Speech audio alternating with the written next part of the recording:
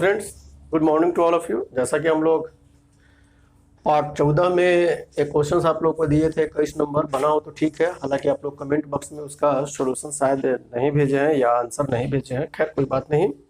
First बार जो लोग भी वीडियो देख रहे हैं, वीडियो को लाइक सब्सक्राइब करना ना भूलें।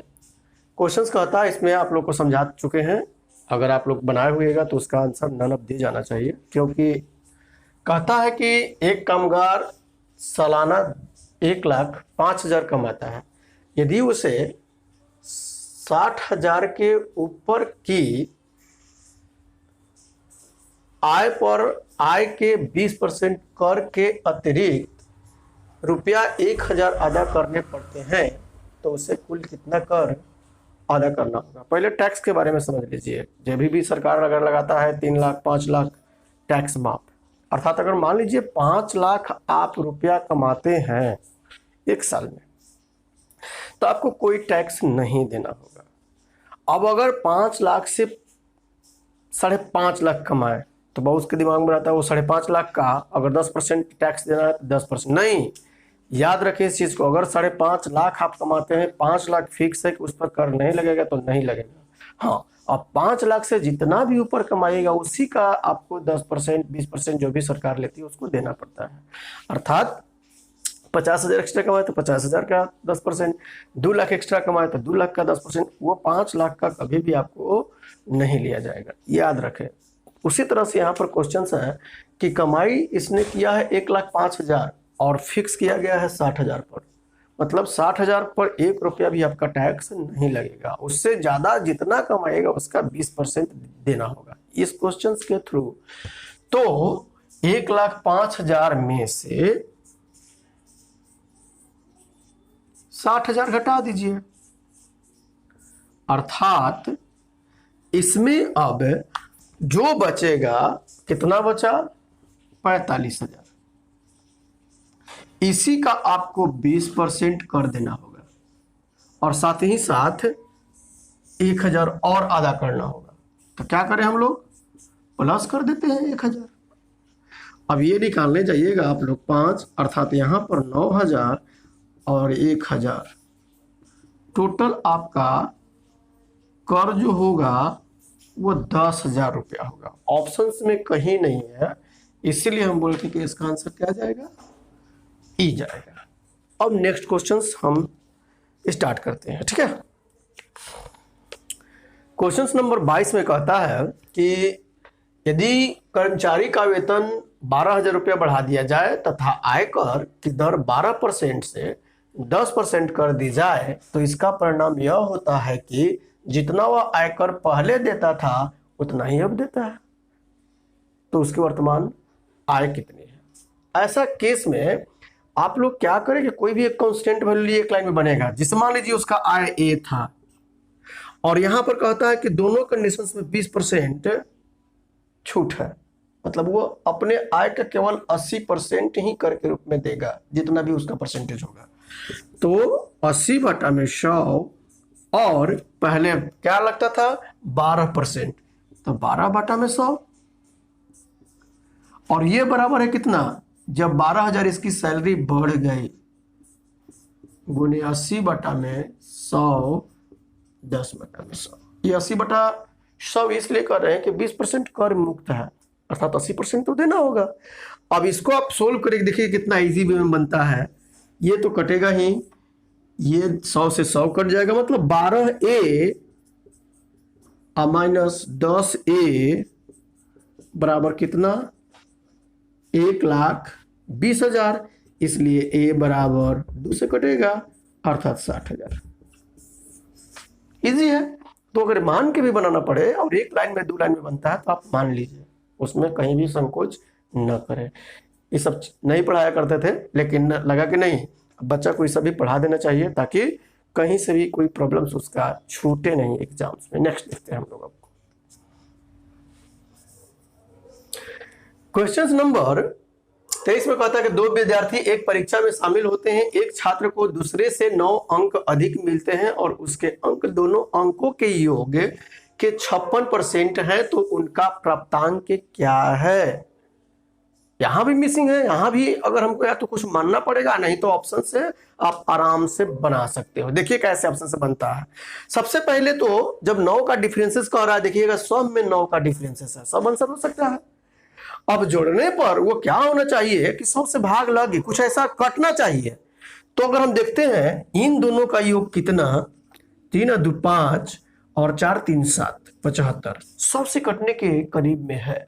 क्लियर है ये? तो कहना क्या चाहता है आगे, और उसके अंक दोनों के अंकों के योग के 56% के बराबर है। जिसको अधिक 9 अंक मिला है उसका जो परसेंटेज वैल्यू है वह दोनों के योग के 56% के बराबर है। तो अगर यह सत्य है, देखिएगा ध्यान से, अगर यह सत्य है तो क्या 42 75 का 56% होता है? करके देख लेंगे। अगर ये सत्य है तो ये सब चेक क्यों नहीं कर रहे हैं? देखिएगा 4 3 7 4 77, 77 में 100 से भाग 77/100, समझ रहे हैं आप? करेंगे तो नहीं कटेगा। यहां पर परसेंटेज की बात किया है तो हमको ऐसा योग आना चाहिए जो 100 को काटने के करीब होना चाहिए कम से कम। 77 तो कहियो 100 से नहीं कटेगा। काहे नहीं कटेगा? हम क्यों कह रहे हैं? क्योंकि हमको यहां पर ये जो बड़ा वैल्यू है उन दोनों के योग के परसेंटेज निकालना है, तो इसलिए वहां तो 100 से गुना होगा, और तो यहाँ परसेंट, यहाँ 75 से भाग लगेगा, यहाँ 77 से भाग लगेगा, यहाँ अगर हम देखते हैं तो 73 से नहीं कटने वाला है। इसीलिए कह रहे हैं कि अब मेरा इस कंडीशन में ये भी देख लेते हैं, ये भी आपका 69 से नहीं कटेगा, तो मेरा आंसर या तो यही होगा और नहीं तो नन ऑफ दीज होगा। ये तीनों नहीं हो सकता है। रीजन, क्योंकि यह 100 को काट छट करने के कंडीशंस में है, ये नहीं है, इसीलिए नहीं होगा। पूरा की बात मैं नहीं कर रहा हूं, थोड़ा भी तो कटे, लेकिन कुछ भी नहीं कट रहा है। अतः अगर ये सत्य है तो क्या 42 75 का 56% होता है? देख लीजिएगा, तो देख लीजिए, निकाल के देखते हैं। यह आपका 4 से कटेगा और यह 3 से, यह 14 से, 14 चौका, यही तो बोल रहा था कि जिसको अधिक मिला है वो दोनों के योग का 56% होना चाहिए। अतः मेरा आंसर ये बिल्कुल सत्य है, कोई दिक्कत नहीं होनी चाहिए। इस टाइप के क्वेश्चन मिले ऐसे ही ट्राई करें आप लोग। नेक्स्ट क्वेश्चन 24 में कहता है, छोटा सा क्वेश्चन है, एक व्यक्ति 30% आयकर भुगतान करता है, इस कर पर उसे 10% अतिरिक्त अधिभार देना पड़ता है। तो कुल कर पूछ रहा है आपसे। सक्सेसिव मेथड 30% प्लस 10% प्लस 30 गुने 10 डिवाइडेड बाई 100 बराबर, कोई दिक्कत नहीं होनी चाहिए। नेक्स्ट क्वेश्चन देखते हैं हम लोग। क्वेश्चन नंबर 25 में कहता है, जो पढ़ा चुके हैं आपको, ये आपको बनाना है, ठीक है। यदि किसी भिन्न का अंश 20% बढ़ा दिया जाए तथा हर 5% घटा दिया जाए तो भिन्न 5/2 हो जाती है, तो वास्तविक भिन्न। रिजल्ट के बारे में बताए थे, रिजल्ट में क्या करना है, कंडीशन, ये आपको काम है, ठीक है। कमेंट बॉक्स में आंसर डालिएगा आप लोग। क्वेश्चन नंबर 26 देखते हैं हम लोग। क्वेश्चन नंबर 26 में कहता है कि ए तथा बी दो बिंदु हैं जिनके बीच की दूरी 5 सेंटीमीटर है। चलिए स्टार्ट करते हैं बनाना। ए बी दोनों के बीच की दूरी कहता है 5 सेंटीमीटर, कोई दिक्कत नहीं होनी चाहिए। आगे कहता है ए बी पर एक बिंदु सी है तथा ए सी की लंबाई 3 सेंटीमीटर है। सी यहां पर कर देते हैं हम लोग, और इन दोनों के बीच की दूरी 3 सेंटीमीटर कहता है। यदि एसी की लंबाई 6% बढ़ा दी जाए, एसी की लंबाई 6% बढ़ा दी जाए, अर्थात अब एसी की लंबाई 106 बटा में क्या हो जाएगा, 100 हो जाएगा, अर्थात 3.18 cm हो गया।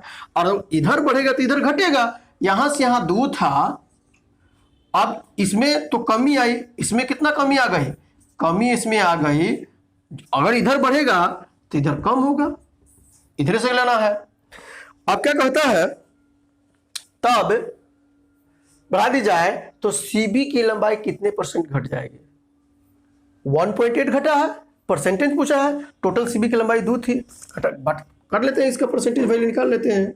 इसलिए कमी प्रतिशत किसमें, सीबी में 0.18/2 × 100 बराबर 9%। कहीं से कोई दिक्कत नहीं होनी चाहिए। क्लियर है ये? आगे बढ़ते हैं हम लोग। क्वेश्चन नंबर 27 में कहता है कि एक स्टेडियम के 1000 सीटों में से 100 सीटों को छोड़कर सभी सीटों के टिकट बिक गए, अर्थात 10,000 में से 1000 हट गया तो कितना टिकट बिकना, कितना टिकट बिका, अर्थात 9900 टिकट बिका। इसमें कहीं से कोई दिक्कत आपको नहीं होनी चाहिए। अब कहता है बिके हुए टिकटों में 20% टिकट आधे दाम पर, इसका 20% कितना होगा, आप लोग करके देख लीजिएगा। 9 दूनी 18, 9 दूनी 18, 1 19, कोई दिक्कत नहीं।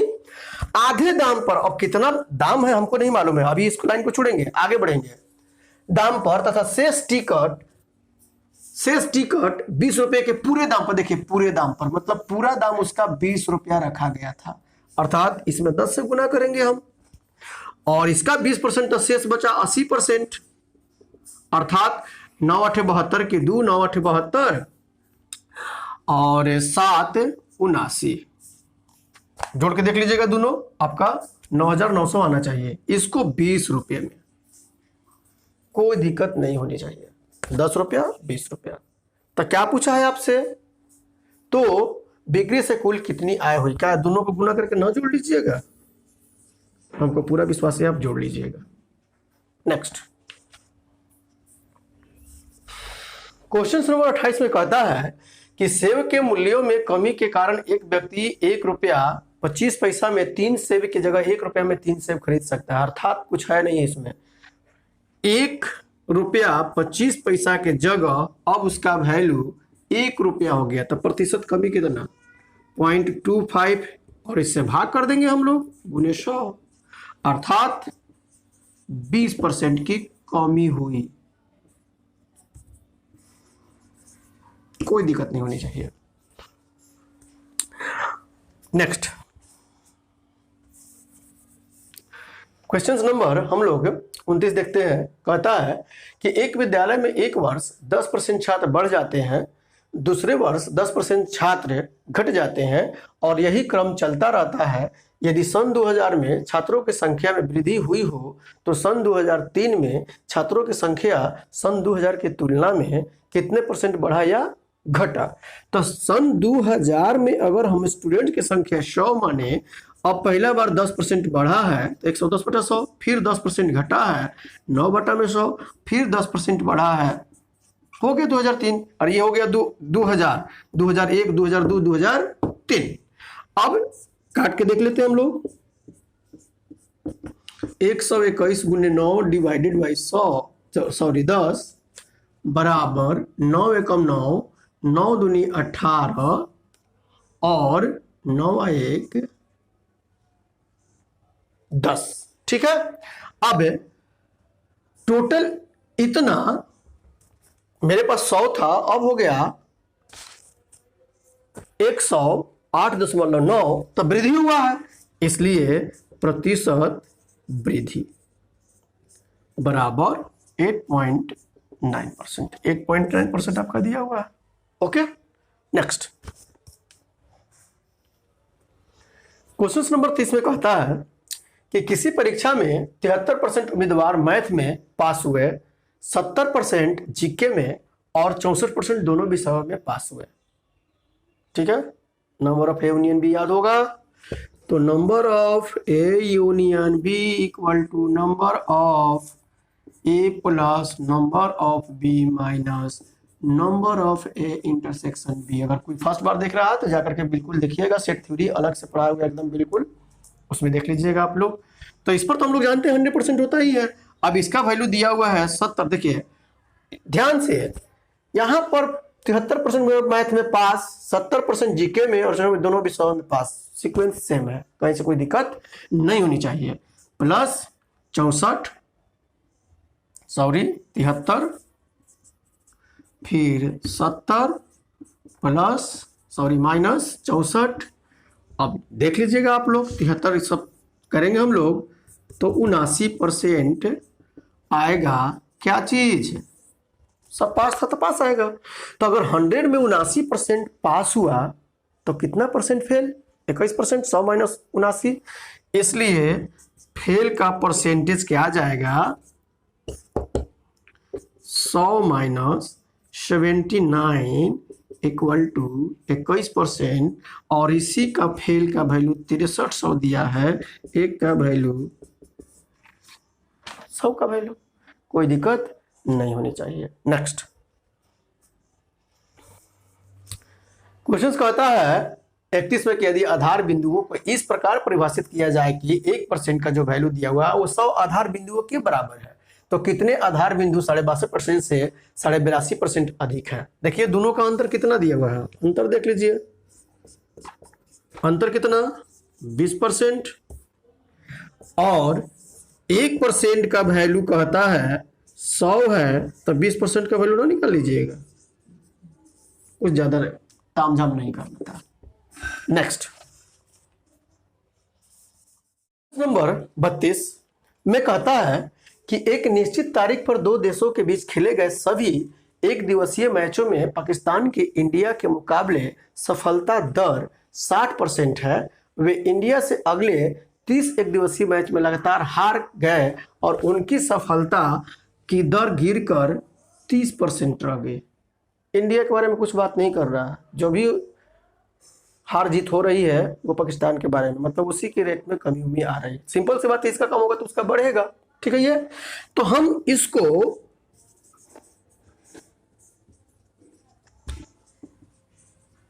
आप लोग को रेशियो एंड प्रोपोर्शंस में बतलाए थे, क्या बतलाए थे कि ratio and proportion is the backbone of the arithmetic. किसी भी अर्थमेटिक के लिए अगर आप पढ़ते हैं तो रेशियो एंड प्रोपोर्शंस जरूर अच्छा से पढ़ें, और उसमें एक 23 नंबर हमने क्वेश्चंस बतलाया था कांस्टेंट वैल्यू करके, याद होगा। अगर यह 60% जीतता है शुरू में तो ये 40% जीता होगा, अर्थात इनके रेशियो जीत का 3 दू। अब 30 मैच और हुआ, केवल इंडिया ही जीता, पाकिस्तान हारा, इस तरह से इसका 60% से रेट घट करके क्या हो गया 30% हो गया, अर्थात 3 तो इसका 70। तो कौन देखिएगा कांस्टेंट किसके बारे में हम लोग बात करेंगे, पाकिस्तान, ठीक है। ये अब यहां पर देखिए तो इंडिया का अभी भी ये बराबर है, इसको छोड़िए। इंडिया पहले 2 को जीतता था, अब कौ को जीत गया 7 को, कितना बढ़ा है 5, और रियल में यह 30 के 30 कौन जीता है, इंडिया जीता है। रेशियो में 5 को जीता, यह 30 को जीत, रियल में 30, एक का वैल्यू 6। और आपसे देखिए क्या कहता है कि दोनों देशों के बीच खेले गए एक दिवसीय मैचों की कुल संख्या ज्ञात करें। हम लोग तुरंत क्या करते हैं, एक का वैल्यू 6, 3 2 5, 6 5 30। अरे आपसे ये थोड़े पूछा होगा कि पहले कितना मैच खेला था, पहले 30 खेला, और 30 का 60% क्षत्रिय 18 को मैच जीता था क्या पाकिस्तान ने, 12 को इंडिया ने। फिर 30 को मैच हुआ जिसमें 30 के 30 इंडिया जीत गया। आप लोग निकालिएगा, चेक करिएगा। अतः हमसे ये नहीं पूछ रहा है कि पहले कितना, टोटल कितना, तो ये 30 देखिएगा, ये भी तो 30 जुटेगा, अतः नीचे वाला से आप क्या करें, गुना करें, तो 7 3 10, 10 का वैल्यू 60। आप लोग किसी बुक में देखिएगा 17 18 19 के क्वेश्चन है, ये शायद पूछा हुआ मेंस में, बहुत लंबा करके बनाया हुआ है लोग XYZ करके, क्या जरूरत है उसका। इसलिए तो बोलते हैं आप लोग को कि बैकबोन मजबूत करिए, रेशियो एंड प्रोपोर्शंस को अच्छा से पढ़िए, मिक्सचर एलिगेशंस को अच्छा से पढ़िए, ये सब आराम से बनेगा और मैथ समझ में आएगा। जब तक मैथ का क्वेश्चन समझ में नहीं आता है, मैथ कहाँ समझ में आएगा। अगर कोई आपसे पूछता है, कोई भी प्रश्न पूछता है, आपको प्रश्न नहीं समझ में आ रहा है, तो आंसर क्या दीजिएगा। और एक दो ऐसे स्टूडेंट्स हैं जो इंग्लिश में क्वेश्चन भेजे हुए हैं, उसमें कुछ भी जान नहीं है परसेंटेज में, हमको यही पूरा विश्वास है कि उनको लैंग्वेज में प्रॉब्लम्स है। अतः टाइम मिलता है तो मैं उसको भी डील कर ही दूंगा, ठीक है। नेक्स्ट देखते हैं, क्वेश्चन नंबर 32 पर ही हम लोग अब स्टॉप करेंगे, ठीक है। और यह पार्ट 15 है, पार्ट 16 में आपको पूरा पेज का खत्म हो जाएगा। हम लोग पार्ट 17 से बुक्स प्रॉब्लम्स देखेंगे, RS अग्रवाल का नवीन बुक, ठीक है। थैंक यू, और वीडियो को लाइक सब्सक्राइब करना ना भूलें। Bye, thank you.